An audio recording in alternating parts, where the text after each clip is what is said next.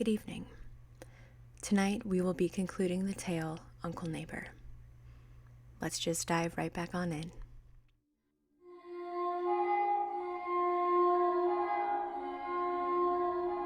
The arms were no longer on the shelf.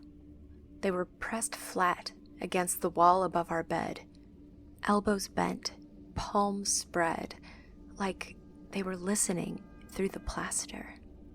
For a heartbeat, I thought that was all. Then, I saw it. A shadow stretching up and out from behind them, not connected to their bones, but moving with them. A shape that shifted when the arms shifted, bending and stretching in ways that didn't match the angle of the light. The longer I looked, the more it felt like the shadow was watching me back. It was then that he started intruding upon my dreams, so much worse than before. The dreams. It was always the same. I'd wake in the dark, paralyzed, cold and clammy as death, like the blood had frozen inside of me. The air would feel heavy, like a thick velvet weight pressing on my chest. And then I'd hear it, the slow, deliberate scrape of bones against hardwood, a sound too dry, too hollow to be anything living. And then they'd appear, just the arms, pale, bleached white, gummy with that nasty deteriorating lacquer, climbing up the side of the bed like some patient predator, not rushing, never rushing. Their fingers curled and flexed with each inch gained, joints clicking and springs straining faintly in the stillness.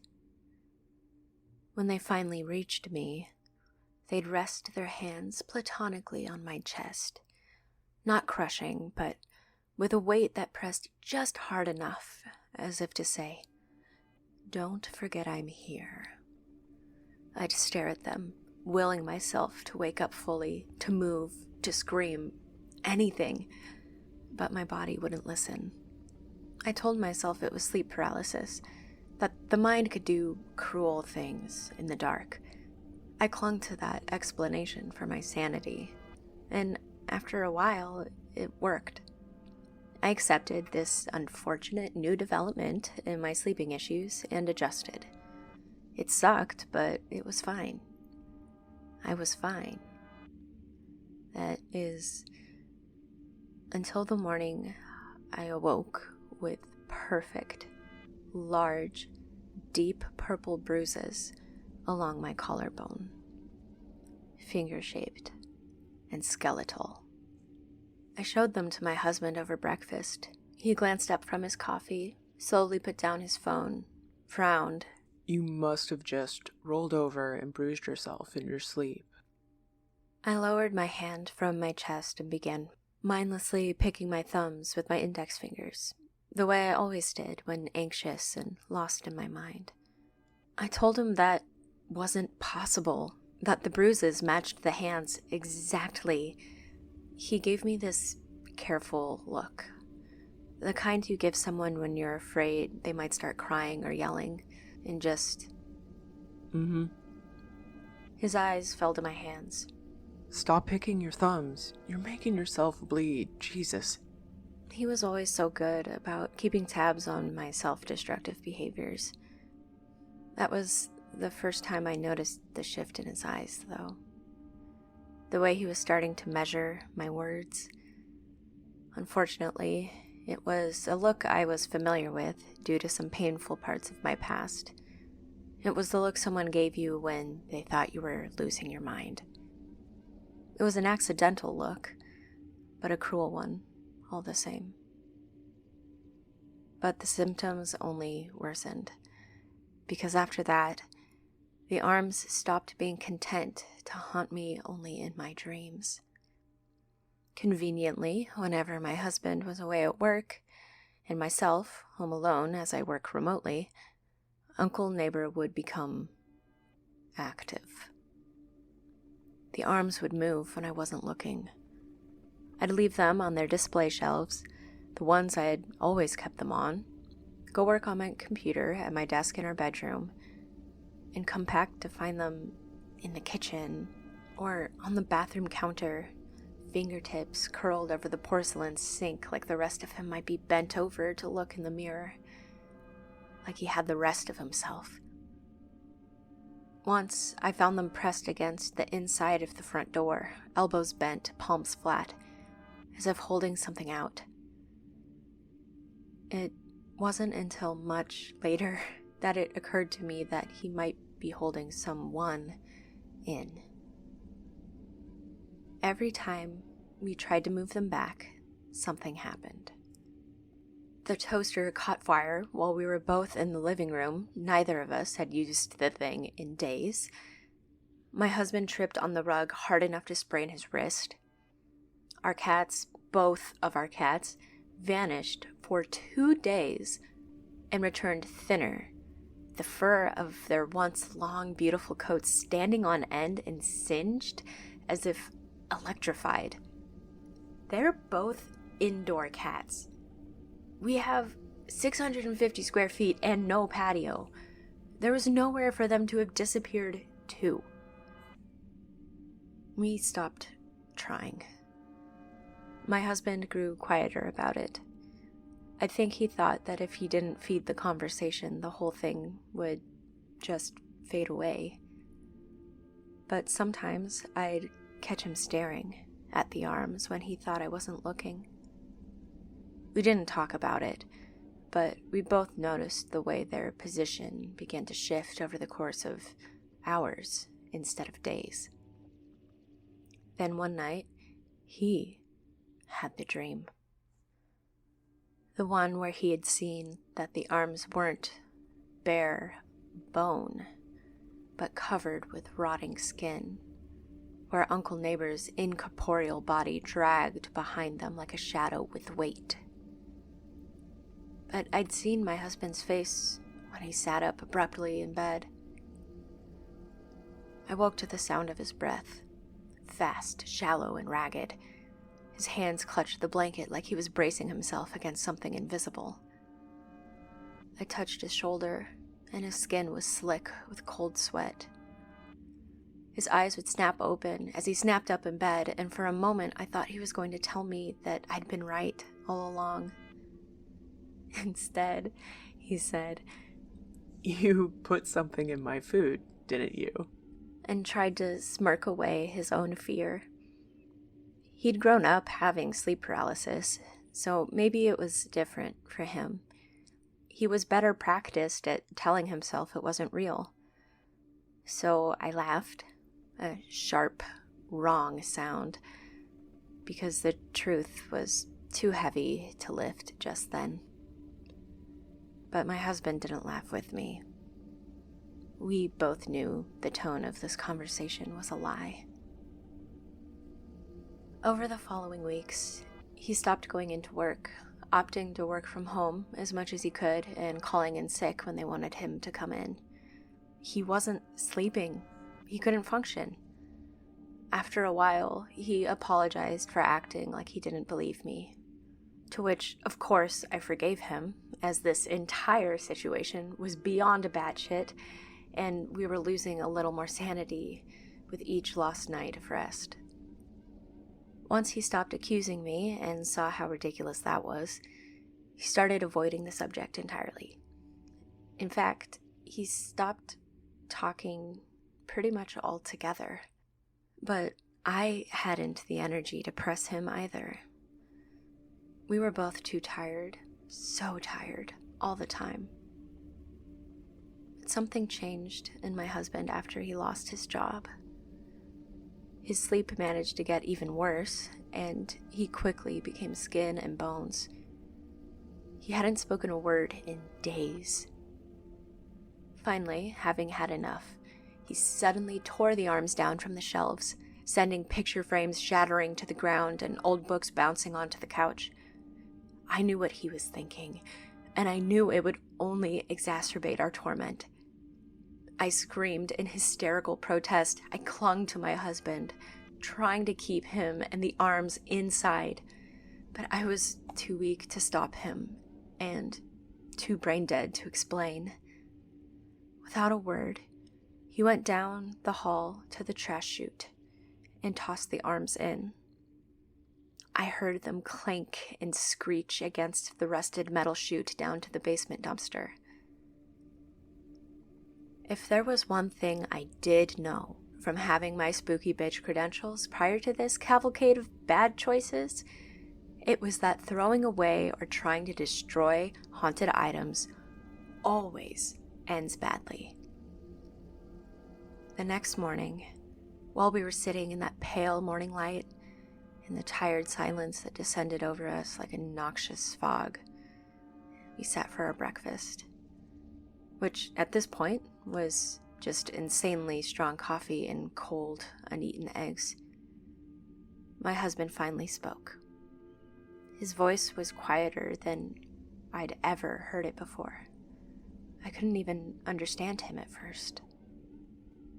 I saw him. What, sweetheart? What'd you say? I saw him. He enunciated. My eyes pricked with tears and my throat tightened painfully. I didn't have to ask who, though I never thought I'd hear my husband admit to this. It wasn't a dream, and it wasn't just the arms. He continued, eyes fixed on his coffee, as mine managed to open even wider in questioning horror. They were covered, skin hanging in strips, the fingers swollen, nails cracked. Behind them. He stopped, pressing his lips together, inhaling deep through his nostrils as his empty, staring eyes filled with tears. He continued, his voice a ragged whisper. Behind him was the rest of him. The rest of Uncle Neighbor. But not complete. Like, the arms were dragging behind him, and the rest of him, his body, was stuck somewhere else. Not completely here. Was he looking at you? I asked, after a measure of silence. My husband nodded slowly. Like I'd done something to him. I shouldn't have thrown him away. He broke down. Big, wet tears escaped his eyes, vanishing into his once beautiful beard, now unkempt below his sunken cheeks. After that morning, we took sleep where we could. Our brains had gone to soup from sleep deprivation. I doubted I would be able to hold on to my job any longer either. When we were able to sleep at night, my husband started waking up at the same time I did, sometimes before me. We didn't talk about it, but I could tell from the way his eyes would dart to the corners of the room upon first waking that he was looking for them. The arms, even in daylight when he'd snap awake from naps. As expected, due to my husband's attempt to abandon the arms, things became unbearable. Uncle Neighbor's movements became bolder. We'd hear soft taps from our hallway outside our bedroom, then find the pale, bony fingertips of one of the arms curled under the bottom of our closed bedroom door, the other up off the ground, grasping the exterior bedroom doorknob. I once saw them from the corner of my eye in the darkened living room, TV throwing fast shadows over the fingertips as they'd slide along the wall, like a blind man feeling for his way toward the sound of a voice. And then, One night, I awoke to something new. Not the scrape, not the weight on my chest. Breathing. Not from me, not from my husband. It was shallow, rasping, and it was coming from the floor at the foot of the bed. I didn't move. Neither did my husband, who I could feel awake beside me. In the faint glow of my computer screen on my desk cast weakly across the bedroom, I saw them. The arms. Pale bones wrapped in strips of decaying flesh, fingertips hooked over the mattress's edge. And this time, the shadow trailing behind them wasn't shapeless. It was a body, or the memory of one. It slowly lifted its head. A thin, translucent face sagging in patches like wax left in the sun. And Uncle Neighbor wasn't done moving closer. The cage. After that night, the night when Uncle Neighbor's shadowed, half-formed body dragged itself closer, with breaths echoing beneath the bed, nothing was the same. It wasn't just that sleep became impossible. It wasn't just that the bruises, the footsteps, the taps, and the shadows continued. It was something worse. Something that crept in between us, my husband and me, filling the small cracks in our lives until there was nothing but tension and fear and silence. It was like we were being trapped, caged. At first, I didn't realize how it was happening. Uncle Neighbor didn't burst in like a thief. He was patient, a quiet predator. He started whispering unintelligibly in the small spaces between our words. It was a quiet, invisible division. After weeks of broken sleep, I noticed the way my husband's eyes darkened whenever I mentioned the arms. I would ask about his day or mention something strange happening, only to see him flinching, eyes flickering with something like fear, or maybe frustration. And then a coldness settled over him. It's just your imagination, He said, voice clipped yet again and ragged as ever.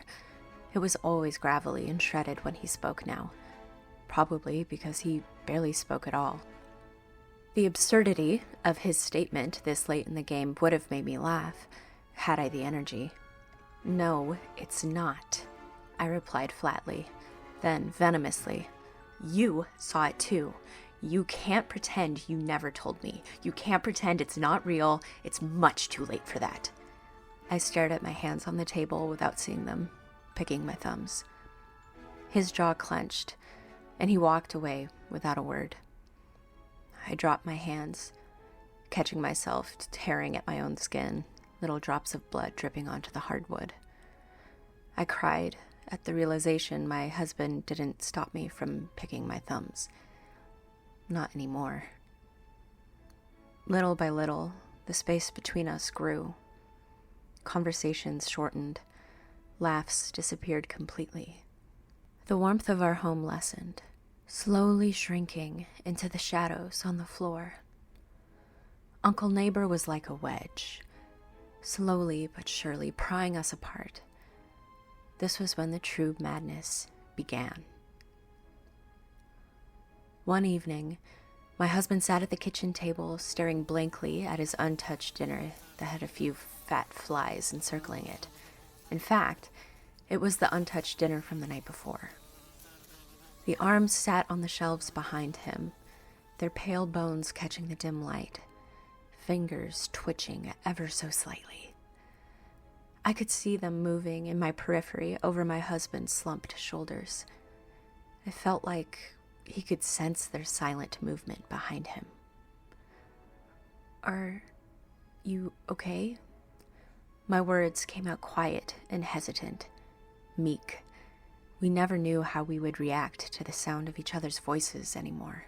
He didn't answer for several long, deep breaths. Then, finally, after what felt like an eternity, he whispered hoarsely, "He's talking to me." "What do you mean?" I squeaked. "Uncle Neighbor," he said, his voice barely above a breath. "He's here. Fully. He's angry. My husband gulped, smacking his dry, cracked lips. He's trying to get me." I wanted to reassure him, to say it was just the stress, the lack of sleep, but I knew the truth, and I didn't have the energy to lie. Uncle Neighbor wanted him gone, and nothing could have prepared us for the insidious games the arms would play to accomplish this. The nights that followed were pure torment. The knocking returned, this time not at the door or on the walls, but inside our heads. A whispering that clawed away at the remaining shreds of sanity, like my nails into the remaining flesh of my infected thumbs. Uncle Neighbor's presence was no longer just arms or shadows or sounds. It was a cold weight pressing down, an unseen force turning small doubts into poisonous, fertile seeds. My husband's behavior became erratic. He would go days and even weeks without a word, then suddenly explode over the smallest things, his patience snapping like brittle twigs. Sometimes he would stare at the arms for minutes, unblinking, barely breathing, turning pale as the bones themselves. "I can't do this anymore," he said one night. "They're watching me, waiting, judging." And then a different kind of accusation started. One I did deserve. "You brought this into our home. You spoke to them like a friend. My wife is losing her mind," he'd say without looking at me. His words stung, but I let them. For I was fighting the same battle, torn to shreds by fear and exhaustion. And frankly, I blamed myself as well. I was such a fool. At times, I caught my husband glancing at me sideways, eyes flickering with suspicion, as if I was the one creating this hell on purpose, with some kind of agenda. "You brought this here," he whispered once, voice bitter and raw, eyes bloodshot and unfocused. "I know," I said, hurt and frustrated, with myself more than anything. I wanted to die. "You talk to it like it's your friend." I opened my mouth to argue, but the cold weight of self-loathing in my chest silenced me. The apartment, once our sanctuary, became a prison. The horrific irony of being isolated in your own home, with your own beloved family, is so cruel that it's comical. I stopped inviting friends over. The arms, the tapping, the shadows, they were always there, always watching. I didn't want to expose anyone else I loved to this madness. I also didn't want them to see the physical state of my husband and me. We were surely unrecognizable at this point, feral in appearance, barely human. One night, I woke to find the arms not on their shelves, but placed at the foot of the bedroom door. Elbows bent, fingers poised like claws. Behind them, the shadow stretched into a looming figure that made the hair on my neck stand on end. I sat up horrified, and my husband sat up slowly too. He followed my line of sight with dead eyes. He didn't even react to the arm's new behaviors at this point. He merely growled, lay back down, and turned away from me and the arms to go back to sleep, or what he pretended would be sleep. The morning after that was the beginning of the end of my life. I can't stay here, my husband whispered, back turned away from me as he poured coffee into a chipped, dirty cup. We can't leave, I said. We were both months without work now. We had nowhere to go. And what would we do with the cats? My voice shook, heart pounding, eyes finally finding something worth widening over again. Tears filled them. I was so tired. But the threat of abandonment upset someone else more. The building itself seemed to shift around us. The arms vibrated on the shelves at all hours of the day and night. When taking the laundry down to the basement, the elevator sometimes stopped at a non-existent 6th floor, doors sliding open to a hallway without any apartments. But the same ugly carpet and every wall sconce flickered like the one beside our front door.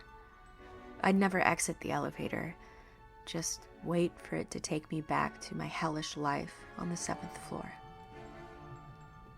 Uncle Neighbor didn't just haunt us. He manipulated us. He pushed us to the edge of a darkness we could not brave together.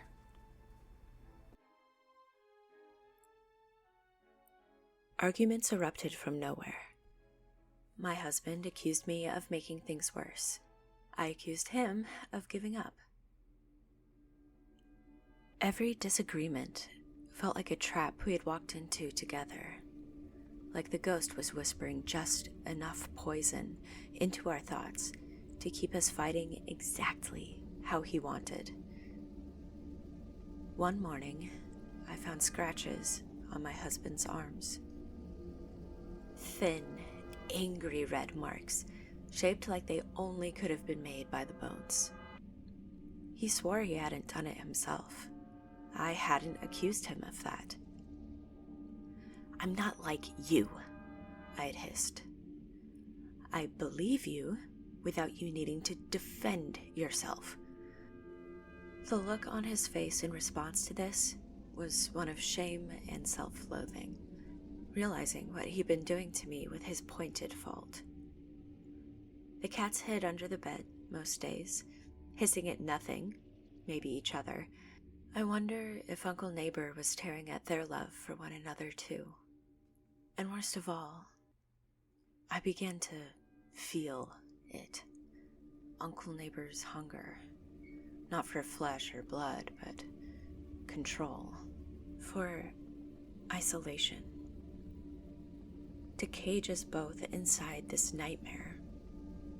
The days bled into each other until this one particular evening.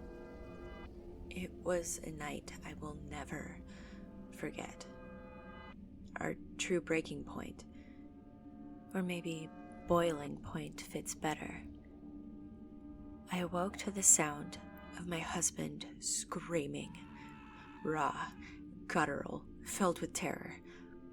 I ran to the bedroom, but the door slammed just before I reached it. The arms were there, crossed in front of the door like a barricade between me and my husband, who sounded like he was dying on the other side.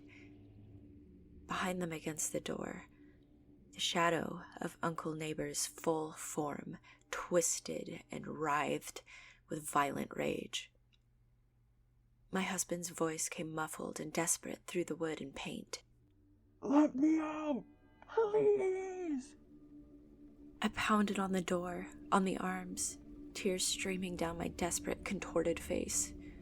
Coiled springs, sharp bone, and metal rods punctured my skin and bruised my arms as I fought. But they did not move, and neither did the door. I slumped to the ground, crying and bleeding, defeated, exhausted.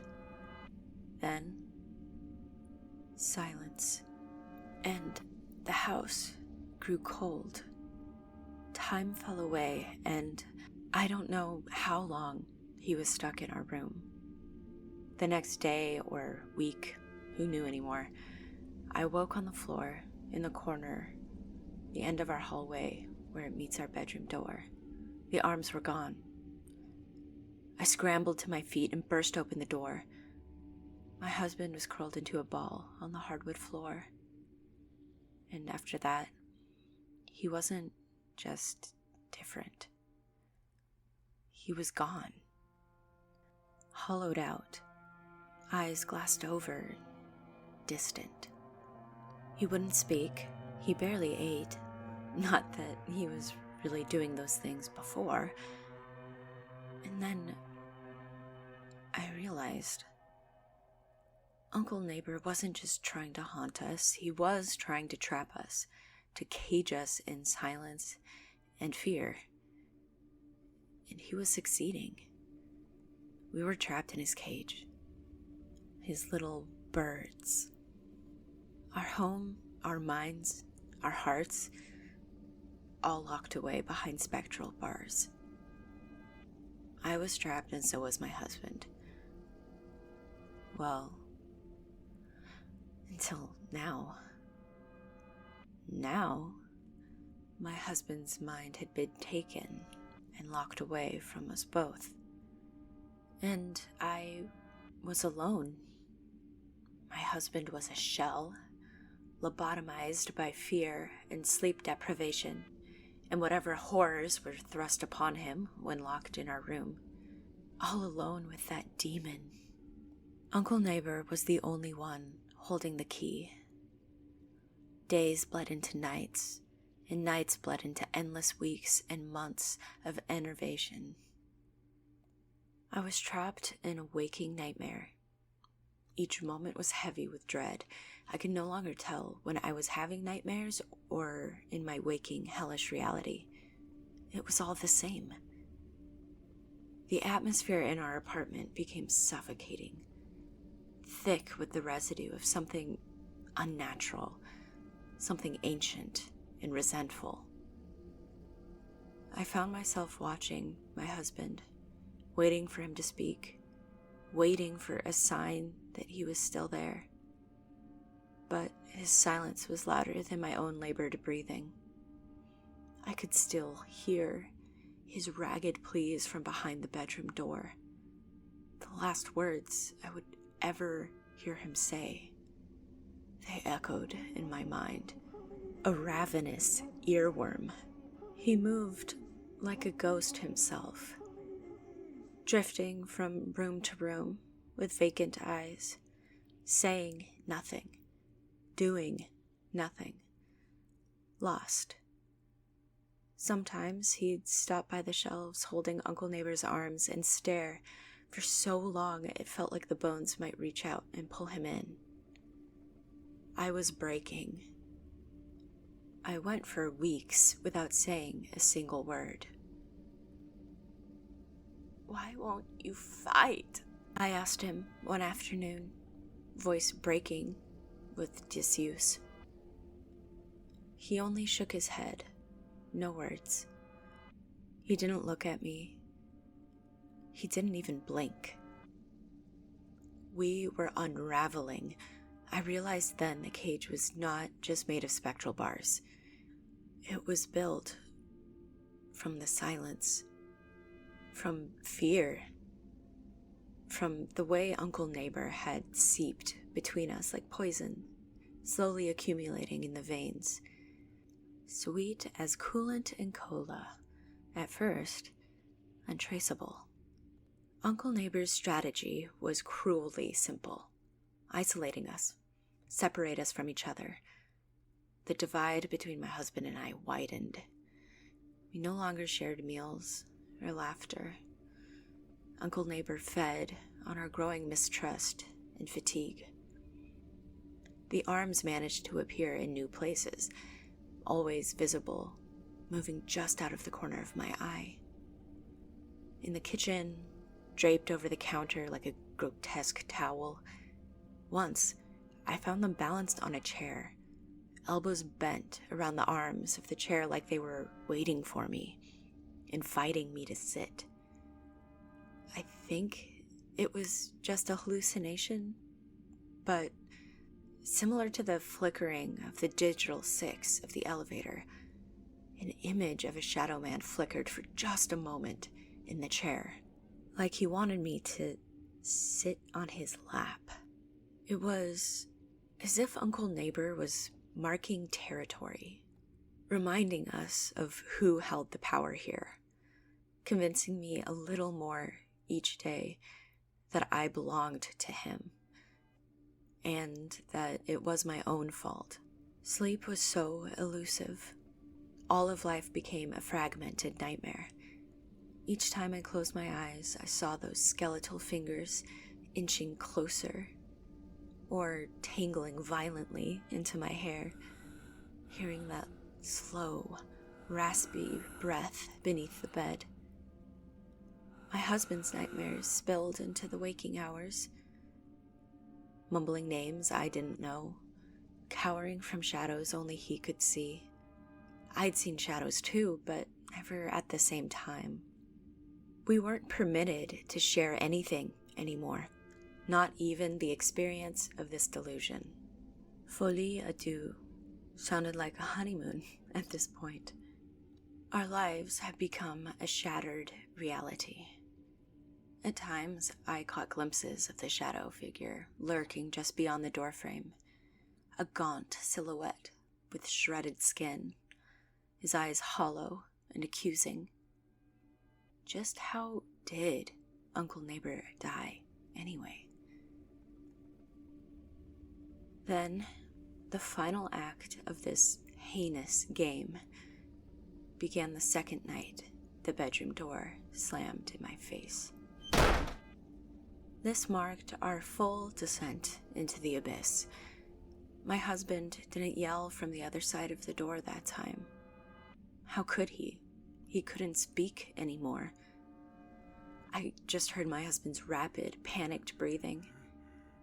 Then, the stomach-churning sound of a continuous, rhythmic, wet thud. I sat on the floor and waited for Uncle Neighbor to release him to me. I didn't fight this time.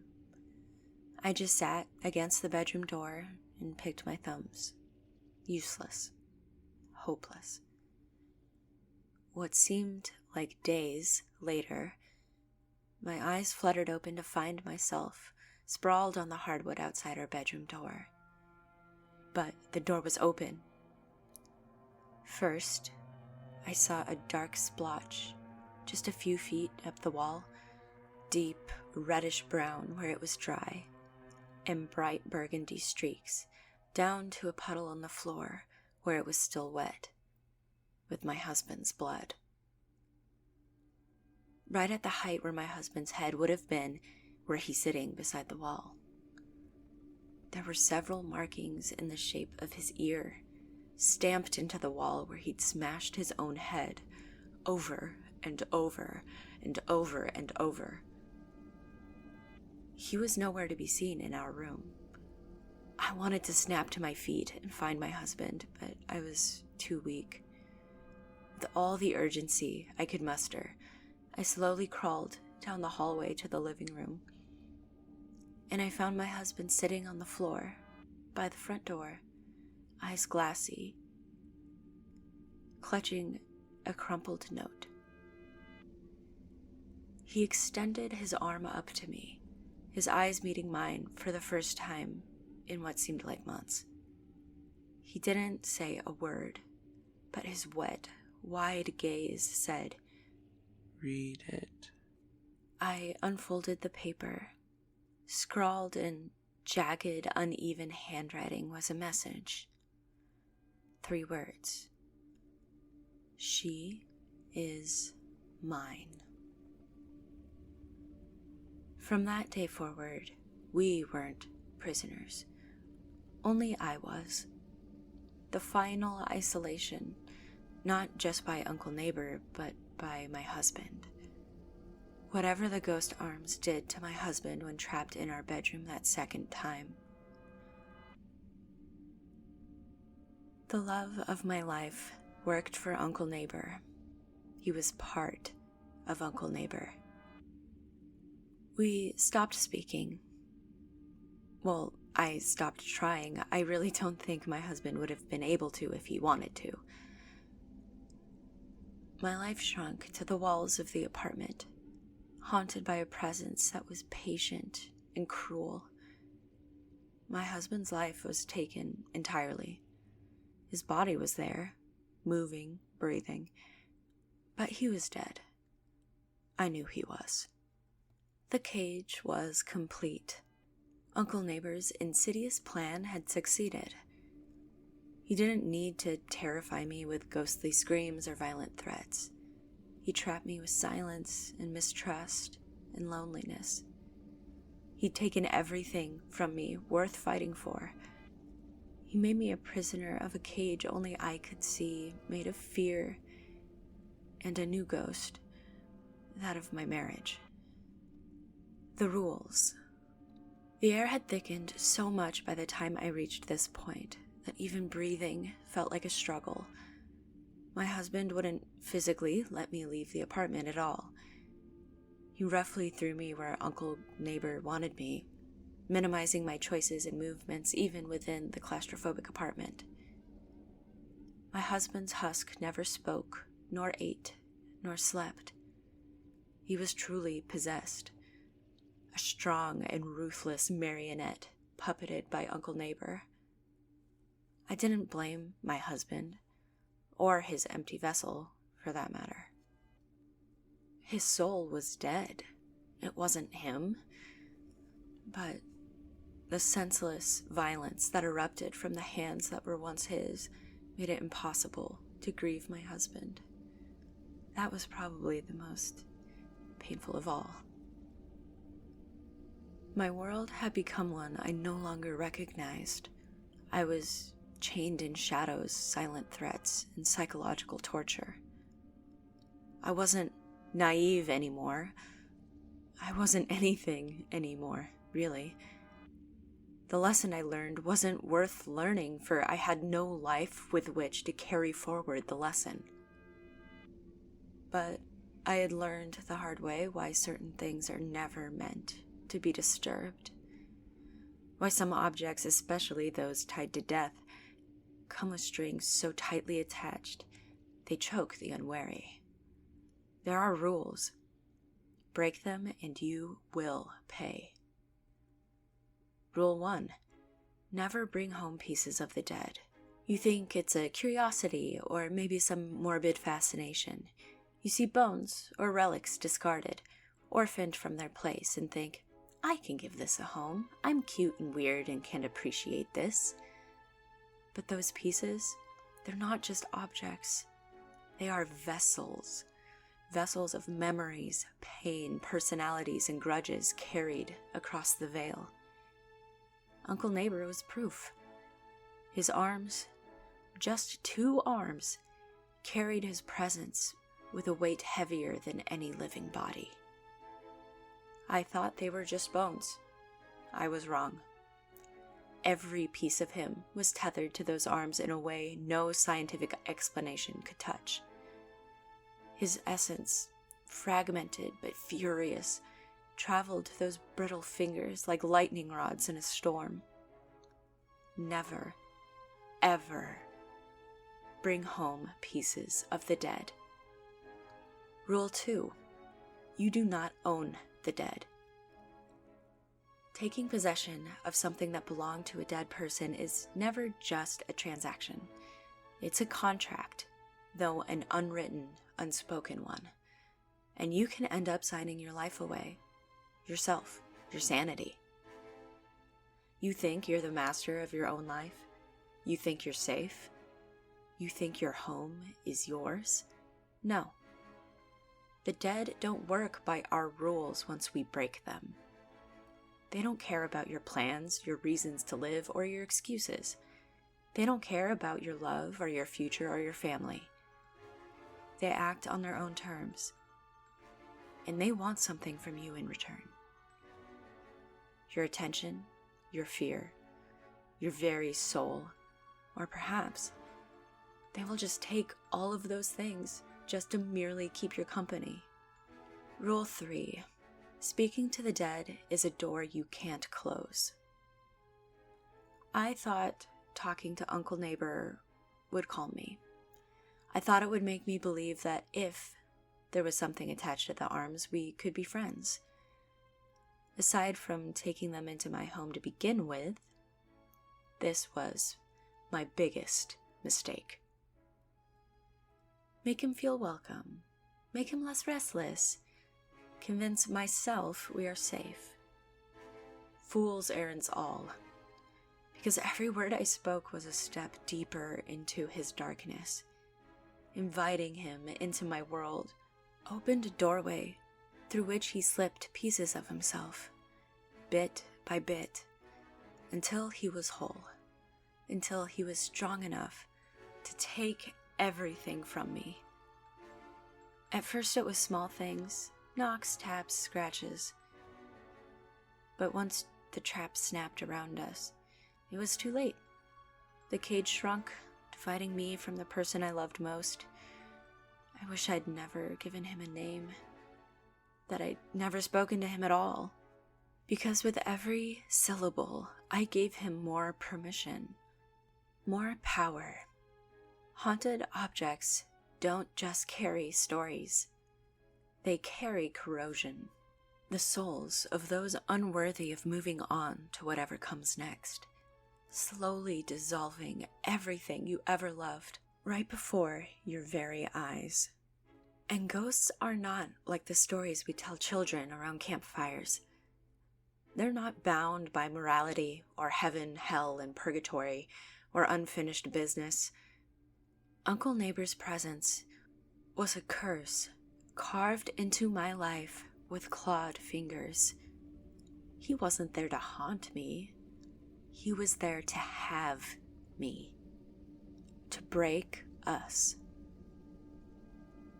The last night, the apartment was colder than I had ever known. The arms clung to the bed frame again, and the decaying flesh stretched taut, fingers twitching over my numb, starving body.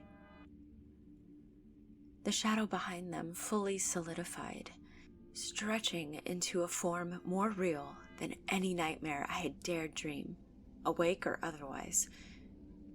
My husband sat in a corner, eyes vacant but watchful, ensuring I'd stay where Uncle Neighbor wanted me.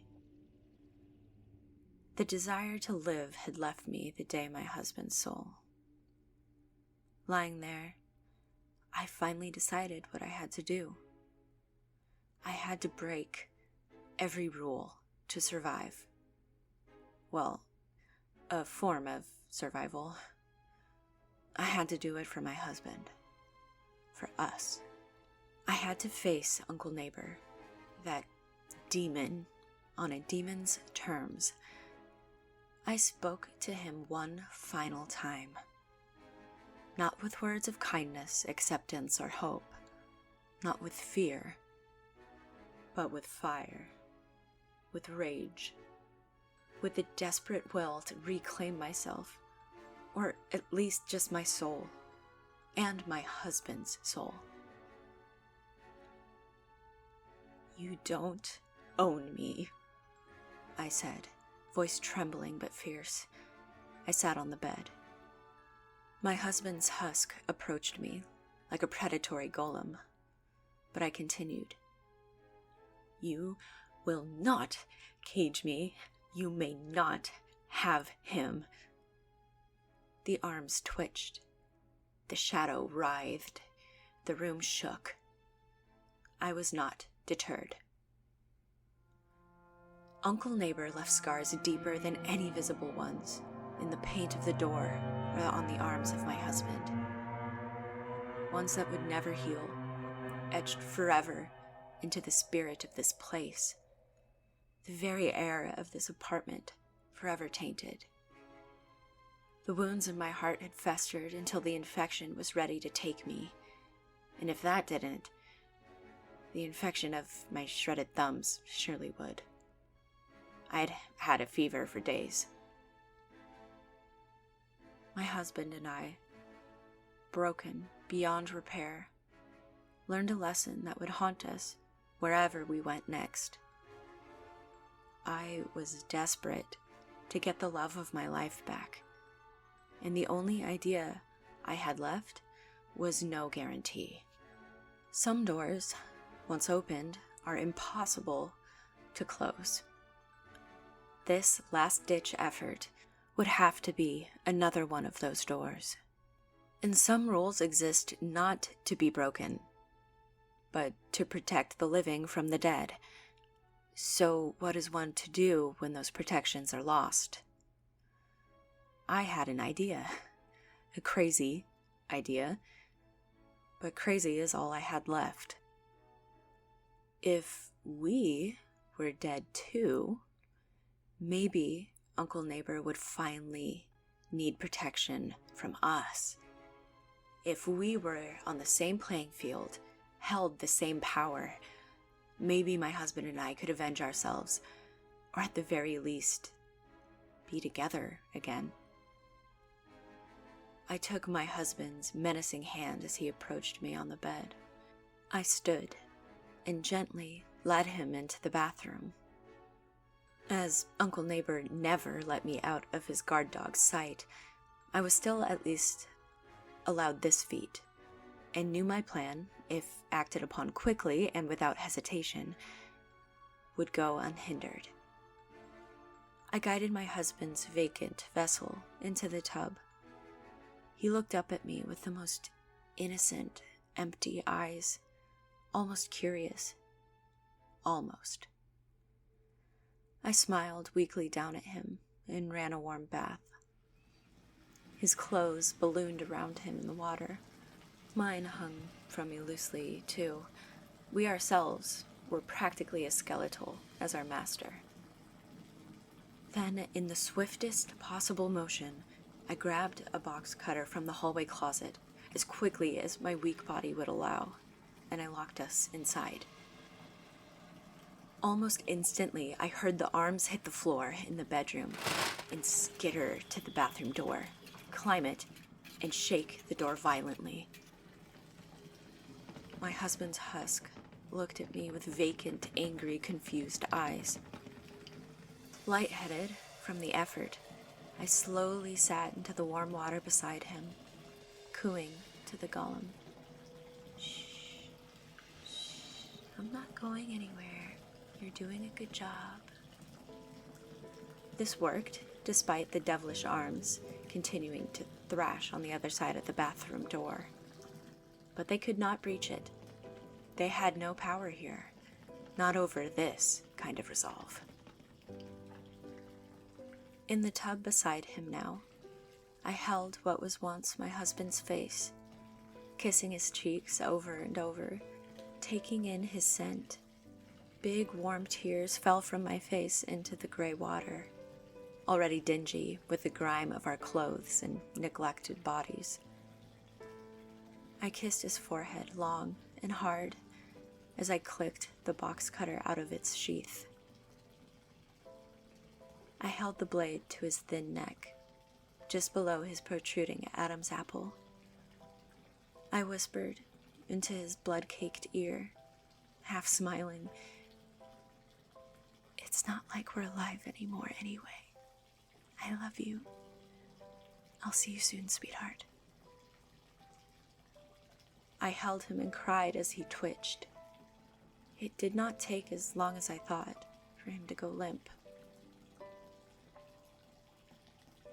After I felt his final gurgling exhale, I nestled against him, snuggling myself into his bony chest and wrapping myself in his lifeless arms.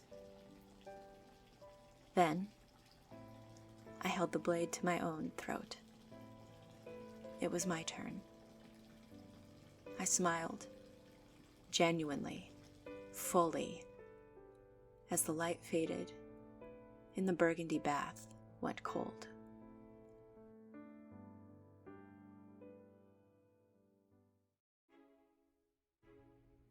We are still here, too, my husband and me, and we will protect you from him, Uncle Neighbor. So, to whomever was unlucky enough to move here after us, please know, if you ever find yourself tempted by the strange or forgotten, the bones up for grabs, the antiques that whisper at night, remember this. Some things belong to the past, and some pasts don't want to be forgotten. Because once you tell them they can stay, they never really leave. I tell myself we're safe now, that Uncle Neighbor is confined to whatever shadowy prison my husband and I built for him with the wrath of our freed spirits, that the balance has been restored, finally. So, if you feel the faintest brush of cold fingers on your skin, or catch a glimpse of moving shadows lingering just beyond the edge of the light, please know it's just us. My husband and I have each other and do not need or want you. So just know that we are here for you should you ever need us. We are happy. We are finally together again, and you will be safe. A caveat. The arms are still here too, physically. Just promise me, promise us, you won't go looking for them. And never, ever talk to them.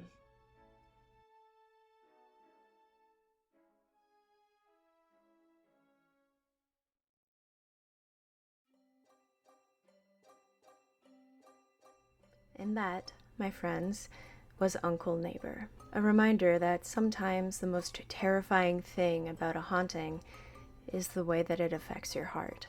So if you ever find yourself at a flea market or a garage sale and you see bones propped up in the corner or remnants of the lost life of a stranger, don't assume they're forgotten.